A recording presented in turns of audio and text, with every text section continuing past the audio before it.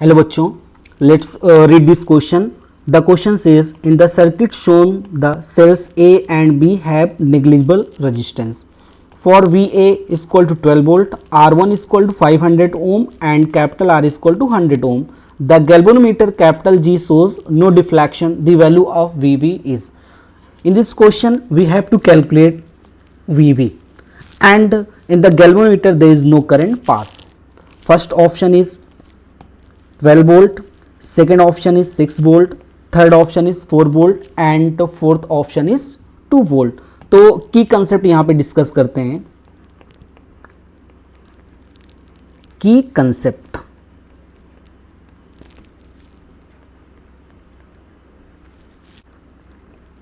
If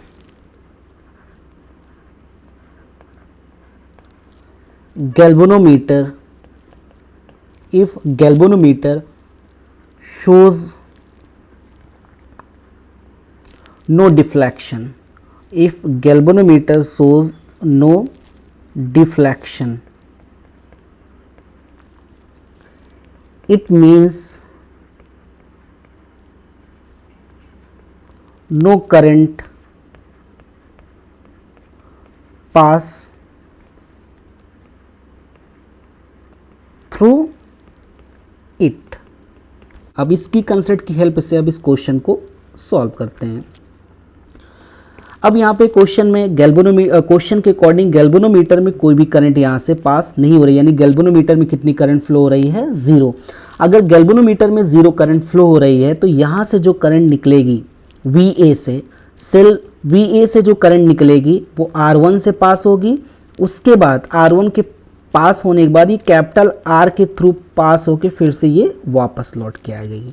इसका मतलब ये हुआ कैपिटल R1 और कैपिटल R दोनों सीरीज कॉम्बिनेशन में हो गए. अगर दोनों सीरीज कॉम्बिनेशन में हो गए तो नेट करंट हम यहाँ से कैलकुलेट कर सकते हैं ओम लॉ से. तो सबसे पहले यहाँ पे R नेट निकालते हैं. तो R नेट की जो वैल्यू हो जाएगी R1 प्लस कैपिटल R दोनों सीरीज कॉम्बिनेशन में है और R1 की वैल्यू क्वेश्चन में है 500 प्लस कैपिटल R की वैल्यू है 100. तो R नेट यहाँ पे कितना आ जाएगा 600 ओम. ये R नेट हमने कैलकुलेट कर लिया. अब ओम्स लॉ से हम यहाँ पे करंट को कैलकुलेट कर सकते हैं. तो I इक्वल टू यहाँ से हो जाएगा V divide by R net. तो यहाँ से जो करंट फ्लो हो रही है तो इसका वोल्टेज यहाँ पे गिवन है VA. तो VA की वैल्यू यहाँ पे क्वेश्चन में कितनी गिवन है 12 वोल्ट. ये VA की वैल्यू यहाँ पे है 12 वोल्ट और इसको यहाँ से पुट कर देंगे, ये हो जाएगा 12. और R नेट की वैल्यू यहाँ पे 600 ओम कैलकुलेट की गई है और यहाँ पे ये वैल्यू पुट कर देंगे. तो यहाँ से I की वैल्यू आ जाएगी 2 डिवाइड बाई 100 और 1 divide by 50 ampere.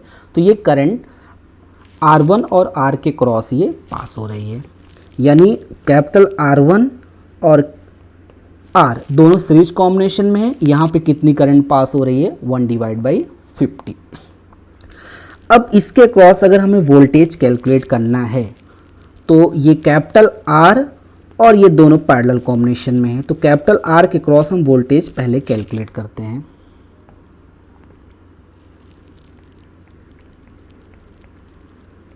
Voltage across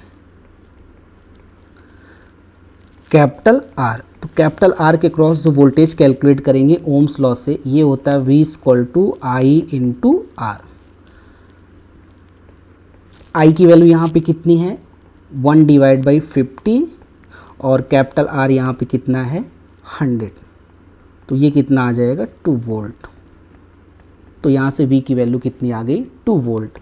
अब इसके क्रॉस जो हमने वोल्टेज कैलकुलेट किया है ये है V और इसके क्रॉस हमें क्वेश्चन में वोल्टेज कैलकुलेट करना. दोनों पैरेलल कॉम्बिनेशन में है और पैरेलल कॉम्बिनेशन में वोल्टेज क्या होता है सेम.